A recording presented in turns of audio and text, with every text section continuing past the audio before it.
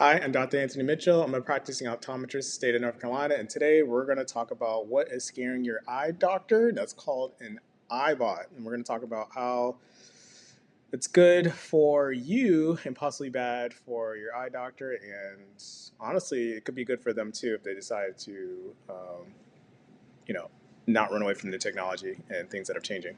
So anyway, we're gonna go over this article here. An Eyebot's pretty much just a vision screener that pretty much can test your eyes without you being present. Now there is some caveats to it. We'll talk about that too. But we're gonna read some of this article, and it goes and talks about so this says vision tests are an important part of life, but aren't always convenient things to work into your schedule.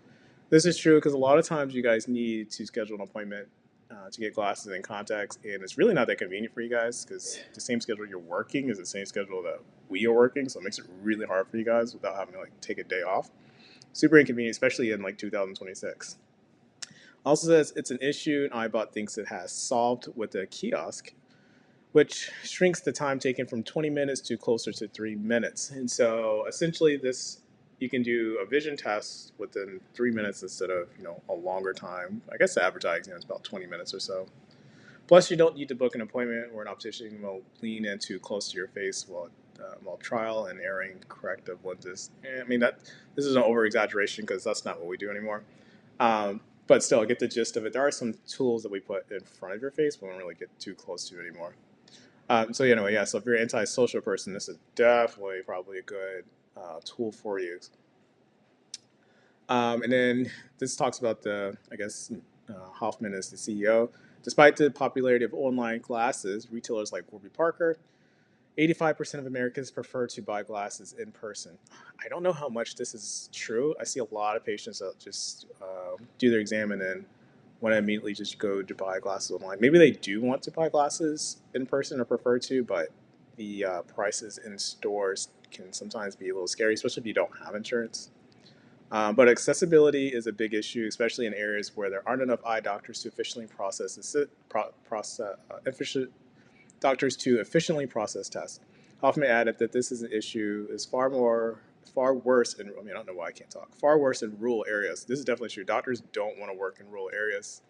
They tend to like to work in cities and beaches, things that can give them a better feel for their life. I don't really want to live in trees and forests. This is where people, honestly, that's where a lot of people are too. But anyway, um, rural areas where people may need to drive for an hour or more to see an eye doctor and then wait 2 weeks for the prescription to be filled. This is definitely true, right? Doctors don't want to work in those rural areas, so sometimes you do have to travel to go see them. I hear that complaint a lot too when I work in certain stores where people have to travel to see me, especially. Sometimes there are doctors in rural areas, but then they're so booked out that people don't want to wait. Again, this is 2026. People don't want to wait on things. And then yeah, I think 2 weeks is pretty typical for waiting on glasses from a lot of companies, especially in-person places. Anyway, so I think given this iBot will kind of address a lot of that because it gives people a lot more convenience. It says the test itself is very simple. You walk up to the kiosk and let a big screen touch screen walk you through the steps, and you'll answer some basic screening questions. This test is suitable for those aged 18 to 64. I don't really know about this 64 age. I would definitely say from 18 probably 50 is probably good. Around this age, things start to get a little tricky. But they do have a lot of other things that they test for to kind of help with this age category. But those higher ages can be a little tricky sometimes. And then anyway, I don't really think there's anything else in this.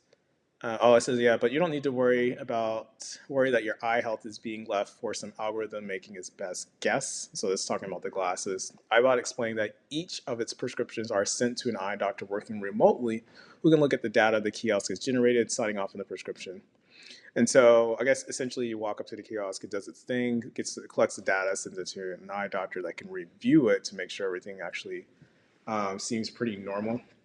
You can also, and you bring in your glasses too, so there's a special place. So if you have old glasses, so it can compare the change, and then an eye doctor can see if that's normal too. So that helps eliminate some of the discrepancy that might scare people off of using this technology.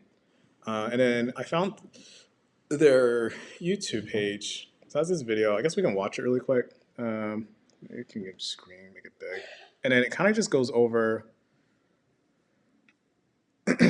how it's used. Information, including year of birth, whether or not you wear glasses, the last time you had a vision test, and if you have any underlying eye conditions. Next is a visual acuity test. The kiosk will display a set of letters and ask you to enter them as you see them in the screen above. Once the visual acuity test is complete, the refraction will begin. Before the refraction begins, if you wear glasses, the lensometer will extract your current eyeglass settings, including measurements like prescription. Yeah, there you go. You can watch the rest of the video on your own. But yeah, you just bring in your glasses, drop it in the thing, and it reads it. And then you look at that kiosk and follow the prompts. It gives you some letters and you read it. And then I think you see like a big balloon. It's probably going to be different. But anyway, it scans your eyes and then it can kind of give you a prescription based on what it is seeing. Kind of like what you do at your eye doctor. We also have an autorefractor. So essentially, this is just a larger autorefractor that's a lot more convenient for people to get. An autorefractor pretty much measures the front curvature of your eyes and can test for any anomalies.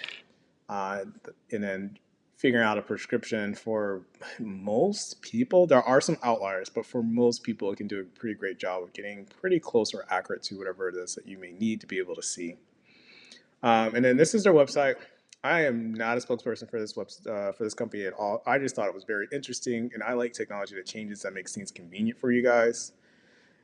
So I guess this is just their projection where they show like the demand of eye care goes up, and then eye doctors are decreasing over time. I don't really think this is true. If you think about maybe just ophthalmologists, I know they are decreasing, but optometrists, they just open up more and more schools. So I don't really know this is actually true, but of course you want to over exaggerate for marketing. Also, I could be wrong.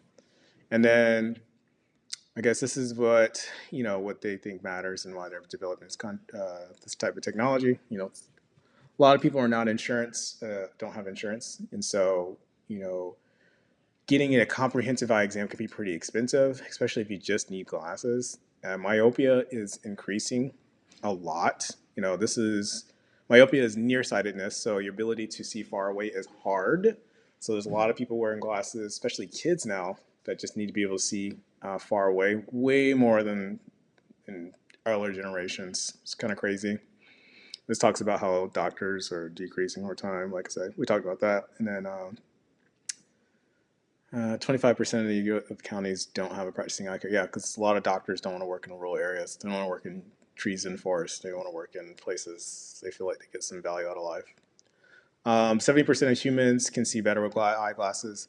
This is actually pretty cool. So a lot of people go to see an eye doctor and we can get them seeing better. But again, sometimes like seeing better isn't necessary. This is something I try to talk to people about. Just because I can get you seeing better doesn't mean it's necessary for you to wear glasses. But if you live in a first world country and you have the access to see better and it's not going to cause any harm to you, sometimes it's like a no-brainer to get the glasses, especially if you want to see better at night. So that's an advantage that people can get.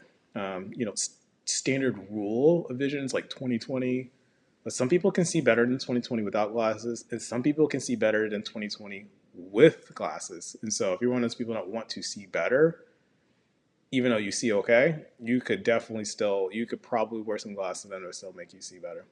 And then this talks about the wait time to see an eye doctor. This really just depends on where you live and what type of doctor you're trying to see. If you're trying to see an ophthalmologist when it is like surgery, yeah, you're gonna wait, and you're gonna wait unnecessarily. And then if you're looking for an optometrist or an ophthalmologist and you live in a rural area, same thing. You're probably gonna wait. So the only way you're gonna see someone is if you travel out. And then they put these kiosks in for now, they have them in Walmart and Sam's Club. I think they're mostly in Sam's Club. Yeah, it mentions in Pennsylvania. So if you live in Pennsylvania and you live in any of these towns, you see any of these that we live by, you might be able to see, it says, yeah, so Walmart and Sam's Club. So if you live in any of these towns, you can actually see this kiosk and try it out yourself and then do your own little vision tests. And then the AOA is like a group of optometrists that governs optometry. Their concerns about safety, and regulation, and one of their things is they say the greatest red flag is that it may not be testing vision accurately and it's misleading to the patients.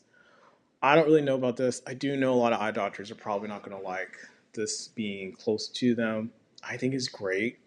I think people deserve convenience. I don't think they should be, I don't think this technology should be withheld from them just because, it's going to affect the industry in such a way.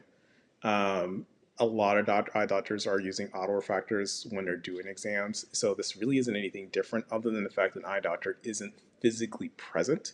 But like I said before, it has a remote eye doctor attached to it. So a professional is looking at it.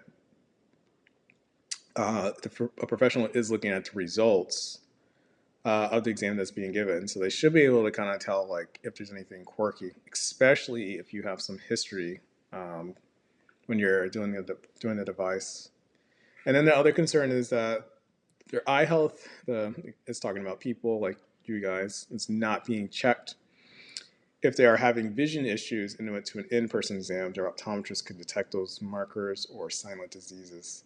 And the same thing. It's not checking eye health. I think they do a great job of mentioning that. It's just simply giving you a refraction, which just means it's giving you a prescription for glasses or contacts. I think right now it's mostly just glasses, um, and it's not doing anything else. And so I think if you just want access to eyeglasses, this is great technology. If you're looking for a comprehensive eye exam and you want, to have certain things checked, like diseases and things like that, then you definitely still want to make sure you're doing a comprehensive eye exam with your in-person optometrist. Though I also can see how it can be a little bit misleading too, right? People associate, eyeglasses with the concept of an eyeglass with a disease is actually two separate things. So if you think you're going up to this test and it's looking at your eyes, you might assume that it's checking for diseases, but it's really not doing that. It's really just measuring the eyes to give you a prescription for glasses and nothing else. But again, when it's doing that test, there's a lot of things a autorefractor can detect. Sometimes it can't actually you can get clues. And so if a remote eye doctor is, looking at this information that's being given to them before you get your prescription, then they'll be able to kind of, figure out a lot of this stuff and then give you some insight what you should do next after you're done using this kiosk. And so anyway, bottom line, I think that this technology is great. I think it's going to give a lot of convenience to a lot of people.